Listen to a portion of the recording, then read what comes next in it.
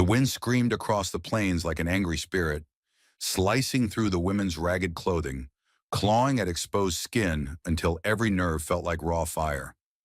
Abigail Thompson forced her legs forward through deep snowdrifts, each step heavier and more painful than the last. Behind her, three other women stumbled through the merciless winter storm, all of them barely recognizable beneath layers of frost and desperation. The settlers at Fort Hanover had branded them troublemakers, women who wouldn't quietly obey, who dared to speak their minds and challenge men who thrived on dominance. Abigail's only crime had been defiance, a refusal to marry the aging preacher whose gaze lingered too long. Emily had been banished for defending her younger sister against abuse, Mary for challenging the sheriff's cruelty, and Rebecca for daring to stand between her husband and her child's suffering. Each woman carried a burden heavier than mere survival. Each had tasted the bitter sting of betrayal by the very people who promised protection. Abigail turned, squinting against the relentless white. Emily was falling behind again, her red hair now crusted white with ice, her once vibrant green eyes dull and glassy.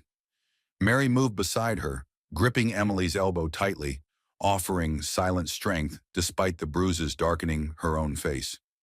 Rebecca limped slowly behind, one hand pressed tightly against her ribs, her breathing ragged. They were all dangerously close to breaking. "We can't stop," Abigail called out, her voice barely audible above the howling storm. "Keep moving." Emily raised her head slightly, meeting Abigail's eyes with despair. "How much further?" Her words were hardly more than a whisper, cracked and raw. "I don't know," Abigail admitted, her heart aching at the sight of her friend's fading strength. "But stopping means death. We can't let them win." The memory of Fort Hanover burned hot beneath Abigail's frozen skin. The smirking faces of the men as they dragged the women outside the gates. The cheers of a crowd eager for spectacle. They'd cast them into the wilderness expecting weakness, expecting surrender. Abigail clenched her fists, nails biting into numb palms. She wouldn't give them the satisfaction. Hours melted into an endless blur of snow and wind. The women's movement slowed, exhaustion dragging at limbs too numb to feel pain, their bodies screaming silently for rest. The land around them stretched forever, empty and hostile beneath skies gray and unfeeling. Suddenly, a cry cut through the wind's moan. Abigail turned sharply, panic flooding her veins. Emily had collapsed, crumpled helplessly in a drift. Abigail lunged toward her, dropping to her knees beside the fallen woman, ignoring the cold seeping through her dress. She shook Emily gently, fear squeezing her chest. "Emily, stand up," Abigail urged desperately. "Please, we can't stop." Emily barely moved, her breathing shallow and uneven. Her skin was dangerously pale, lips blue. Mary knelt beside them, rubbing Emily's hands roughly, trying to spark warmth back into her failing body. "I can't feel anything," Emily whispered. Her eyes fluttered closed, snowflakes settling softly on her eyelashes. "No," Abigail said firmly, grabbing Emily's chin and forcing her to look up. "We will not die here, not like this." But even as she spoke, Abigail felt her own strength wavering, doubts worming their way into her mind. The other women stared at her, hope fading from their eyes. They were trapped, doomed by the merciless cold, by men who believed women disposable. Then came the growl. Low and predatory, it rippled through the storm, sending shivers of primal fear down Abigail's spine. She looked up slowly, dread gripping her heart. Wolves emerged from the swirling snow, eyes glowing yellow with hunger. They were lean, desperate beasts, their fur patchy and darkened by hunger. They moved in a slow, calculated circle, cutting off any escape, instinctively sensing the women's vulnerability. Rebecca whimpered, clutching at her injured ribs. Mary stood stiffly, her eyes narrowed but her hands empty. Emily lay helpless on the snow, barely conscious. Abigail reached down, grabbing a small branch hidden beneath the snow, gripping it like a weapon, even though she knew it was hopeless. The largest wolf lunged first, jaws snapping inches from Abigail's face. She swung wildly, striking its side with enough force to make it yelp and jump back. The others edged closer, growling deep in their throats, preparing to strike. "This can't be how it ends," Mary whispered hoarsely, stepping closer to Abigail, fists clenched at her sides. The wolves crouched, ready to spring, and then an arrow cut through the howling wind with deadly precision. It struck the lead wolf, sending it sprawling, its snarls turning to pained whimpers as it died.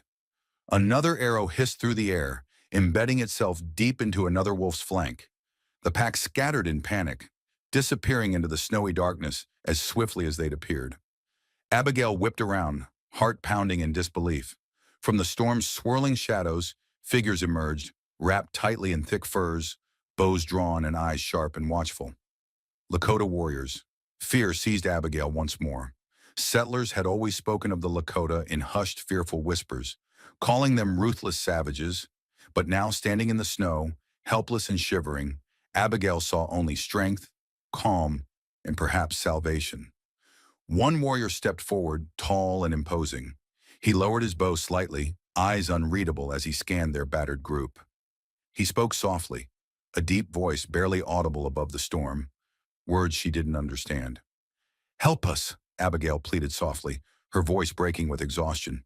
"Please." The warrior stared silently, his eyes lingering on Emily's motionless form, then back at Abigail's desperate face. She held his gaze unflinching, refusing to surrender even now. After an endless heartbeat, he nodded once, sharply, and gestured toward the other warriors. Immediately, they moved with swift efficiency, gently lifting Emily's unconscious form, steadying Mary, supporting Rebecca. Abigail felt strong hands helping her to stand. She leaned into them gratefully, her last reserves of strength dissolving. As darkness blurred her vision, Abigail felt warmth spread through her frozen body, not just from the hands that now carried her away from certain death, but something deeper. For the first time since they'd been cast out, she felt hope flicker faintly back to life. The settlers had abandoned them, leaving them to freeze, certain of their death. But Abigail and the others had survived, rescued by those they had been taught to fear. Their journey wasn't over, it was only beginning. And Abigail knew deep in her soul they would not merely survive. They would reclaim everything that had been stolen from them. Warmth came slowly, not just to the body, but to the spirit. Abigail's eyes fluttered open to the soft glow of a fire, the faint scent of pine smoke and crushed herbs hanging in the air. For a long moment, she thought she might be dreaming, no longer surrounded by endless white, but enclosed in a rounded hide structure, protected from the wind. A blanket had been tucked tightly around her body, and her boots, once stiff with ice, sat drying near the fire. She shifted and pain bloomed across her back and legs. Not a dream, but not death either. "You are safe." The voice was calm and firm, a woman's.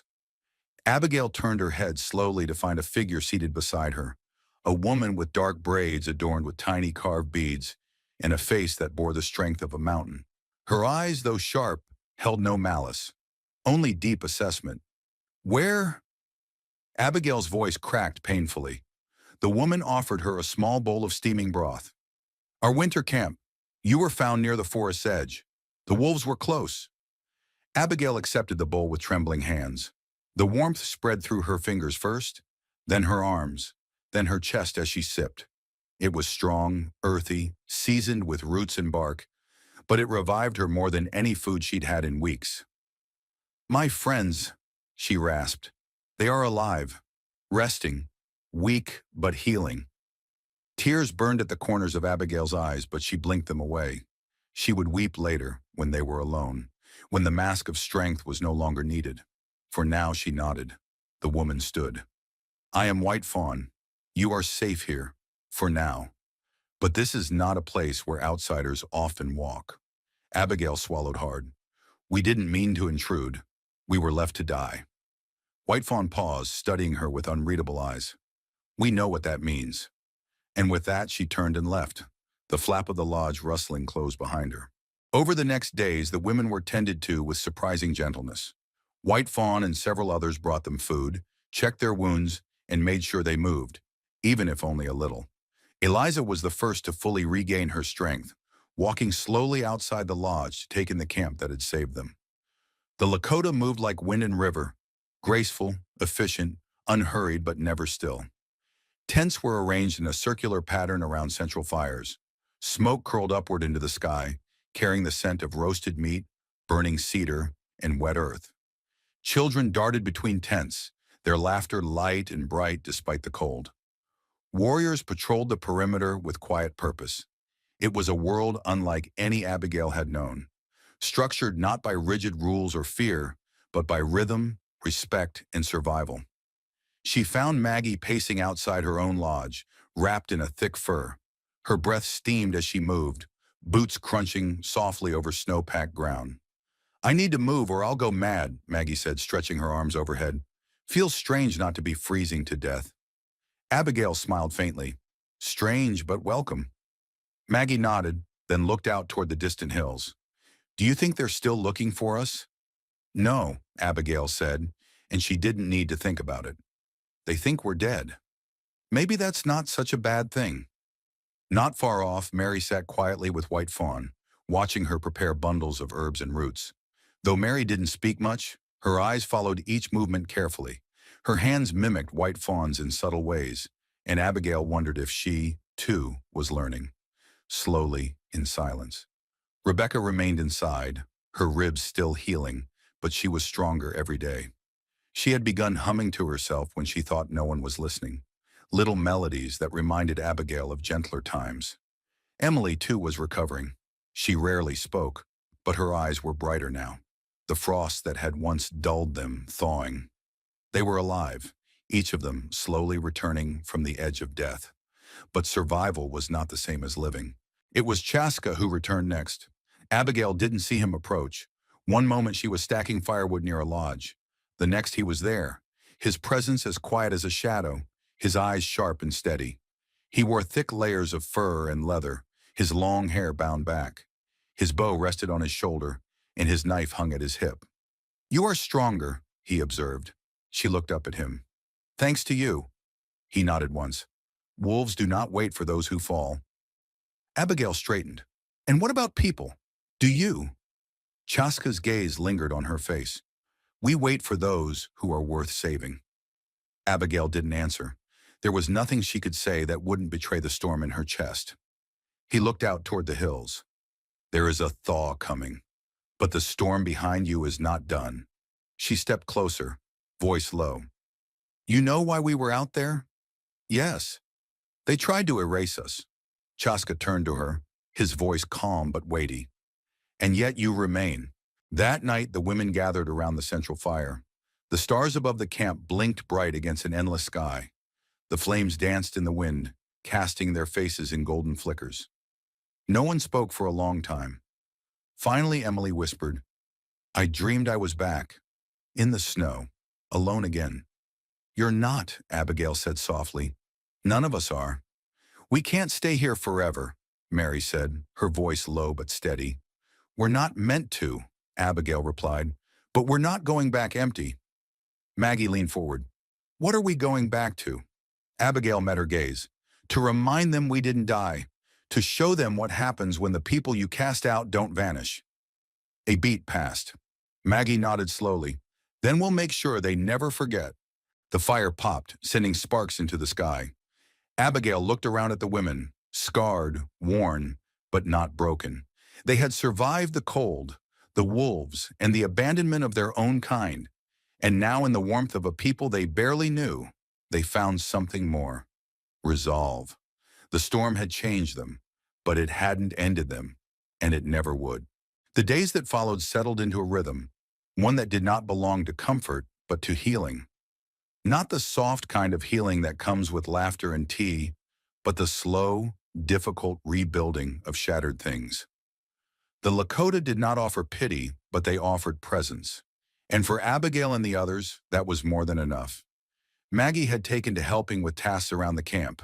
She carried firewood, hauled water from the stream, even helped tie down the hides on one of the lodges when the wind whipped too hard. Her hands, once soft with calluses worn from embroidery, had hardened again, but this time with purpose. "They don't talk much," she murmured one morning, wiping sweat from her brow despite the cold. "Words aren't their first language," Abigail replied, watching two young Lakota boys race across the snow. "They speak with what they do." Mary, now walking without a limp, spent much of her time with White Fawn. The healer showed her how to grind roots, bind wounds, and recognize which herbs soothe fever and which ones numb pain.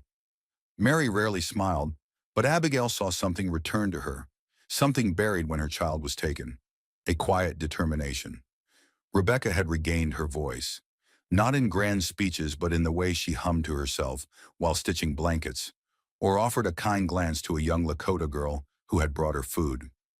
There was still pain in her posture, a stiffness in how she moved, but it no longer held her captive. Emily, of all of them, remained a mystery. She wandered the camp slowly, sometimes sitting for hours near the horses, watching the way they breathed, the way their muscles twitched under thick winter coats. A few of the younger Lakota men nodded to her in passing, but she said little. Yet when night fell, she always returned to the fire, to the women, to what little safety they had built together. And Abigail, she watched it all. She absorbed every moment, every gesture, like it was a story she had been waiting to understand. She caught Chaska's gaze often. He never stared, never lingered too long, but he watched her too. Not with possession, not with expectation, but with a curiosity that was careful, controlled. One evening, as the sun bled gold into the snowy hills, Abigail stood at the edge of the camp, watching the horizon. "You think of returning?" She turned.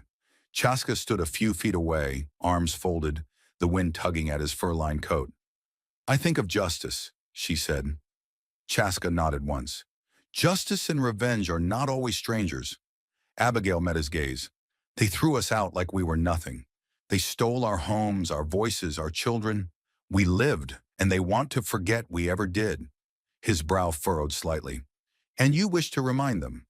I want to look them in the eye and say, you failed. I want to make sure no other woman is cast into snow and silence again."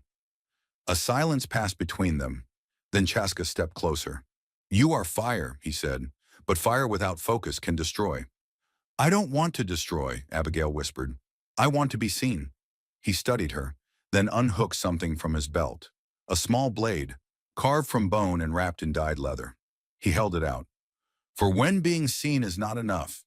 Abigail took the blade carefully, the weight of it both foreign and right. That night around the fire, Abigail spoke. "We're leaving," she said. "Soon." The others turned to her, some startled, some already expecting it. "To where?" Maggie asked. "Home." A bitter laugh slipped from Rose. "That place stopped being home the second they locked the door behind us." "Then let's make it ours again," Abigail said. "Let's walk in alive and let them see what survived their cruelty. Not ghosts, not victims. Us." Mary's fingers clenched around the herbs she had been sorting. "We'll never be safe there." "No," Abigail agreed, "but neither will they. Not if they think we'll stay quiet." Rebecca glanced toward the fire. "We'll need help." "We won't go alone," Abigail said. "Chaska and some of the warriors, they know why this matters." Emily finally spoke, her voice quiet.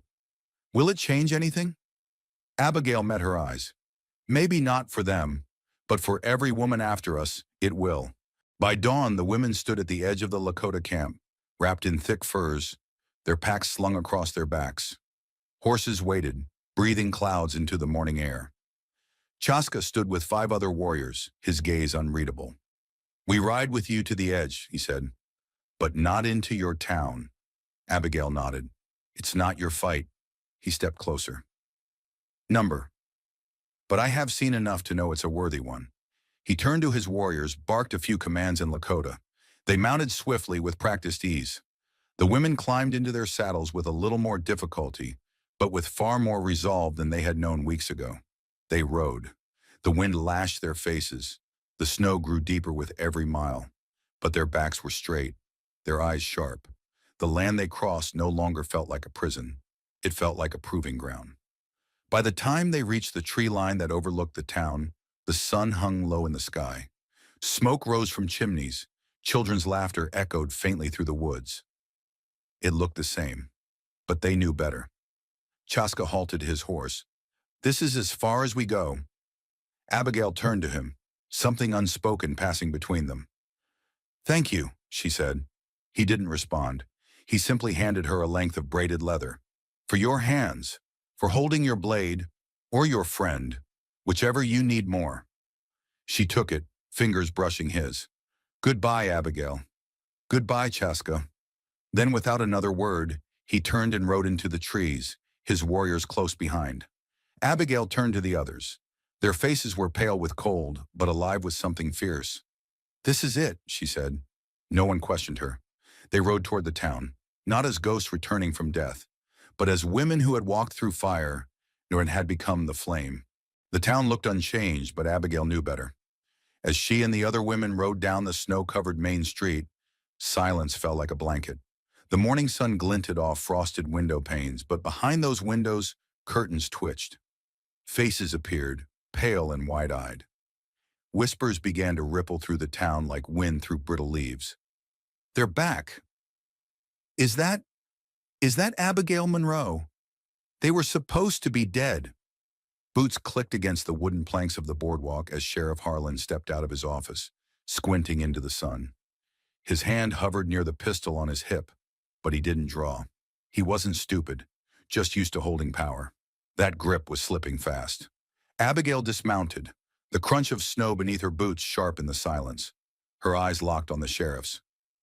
"You remember us," she said, her voice calm, measured. Not angry, not pleading, just certain. He blinked, jaw tight. "You shouldn't be here." "No," Maggie said, stepping beside her, arms crossed. "You made sure of that when you threw us out into the snow like broken furniture." Mary, Rebecca, Rose, and Emily stood behind them. No weapons raised, no voices raised, just presence. That was louder than any gunshot. The townsfolk emerged slowly, a few at first, then more. The blacksmith's apprentice, the preacher's wife, even Mrs. Hale, who had told Eliza once that a woman should know her place. They all watched, waiting. "What is this?" barked a man in the back. Tom Harrow, Eliza's former neighbor. "Some kind of revenge?" Abigail turned to him. "Number, this is remembrance. We remember what you did, what you allowed." Harrow laughed bitterly. "You come back after all this time expecting what? Sympathy?" "No," Maggie snapped. "We expect truth. We expect you to look at what you've done and live with it." A murmur spread again. Some looked ashamed. Others turned away. Then Hannah stepped forward. She hadn't spoken since they left the camp, but now her voice was clear, unshaken. "I came for my son."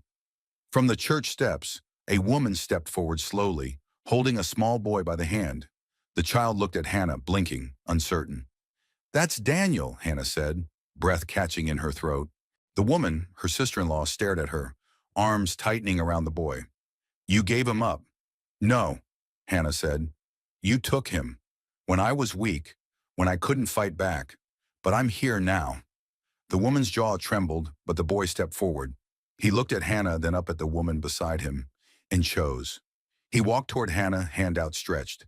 Tears spilled down Hannah's cheeks, but she didn't collapse. She crouched and wrapped her arms around him like steel. "He's coming home," she said. Sheriff Harlan took a step forward. "That boy's been raised here. We've all cared for him." "You stood by while she was thrown into a blizzard," Rebecca shouted, "while all of us were cast out like dogs." Abigail faced the sheriff again. "We're not asking permission. We're not here for blood. But we won't be silent either." Tom Harrow scoffed. "So what now? You just live here again? Like nothing happened?" "No," Abigail said. "Like everything happened and we survived it." More silence. It was thick, tangled with guilt, discomfort, denial. But no one moved to stop them, not this time. Abigail turned, scanning the faces. "You tried to erase us. You failed. And now every girl in this town will remember what you did. Every wife, every mother, every daughter. They'll know someone stood up and said, 'Enough.'" Rose smirked. "That's the thing about ghosts. They tend to haunt." Maggie stepped to Tom Harrow, stopping inches from him. "You owe me land and a reckoning," he sneered. "And what if I don't give it back?" "You'll sleep with one eye open the rest of your life," Maggie whispered, "because I'll still be here." Behind them, the Lakota warriors had appeared at the edge of town, silent, watching, not interfering, just present.